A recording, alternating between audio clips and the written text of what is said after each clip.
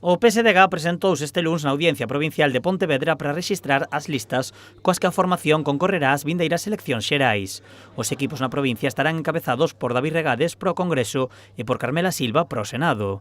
A formación destaca que a elección dos seus membros fíxose de forma democrática e que está composta por políticos da provincia. Nuestra candidatura es 100% de Pontevedra, 100% de este territorio e involucrada con este territorio para defender una vez más la posición de la provincia de Pontevedra en las Cortes Generales, para defender la provincia de Pontevedra en Madrid.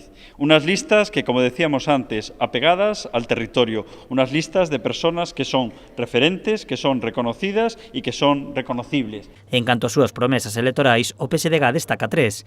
A primeira é a de defender os intereses de Pontevedra. Vamos a hacer un trabajo de defensa de esta provincia, de todos los proyectos que tanto tiempo llevan encima de la mesa. Todos fueron aparcados por quien encabeza la lista al Congreso, por Ana Pastor. Tamén manterán a súa aposta polas políticas feministas. Vamos a defender todas las políticas, desde luego, que tengan que ver con la igualdad. Me voy a encargar en primera persona de que la igualdad forme parte fundamental de nuestro proyecto político ante un Partido Popular que se pone a disposición de Vox, digan lo que digan, para erradicar la igualdad entre mujeres y hombres.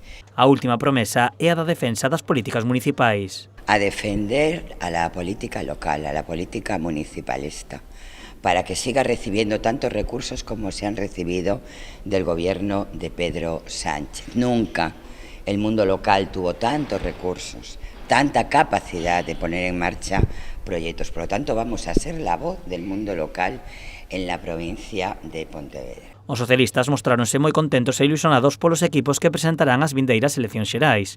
Defenden que son o partido que mellor defenderá os intereses de Pontevedra.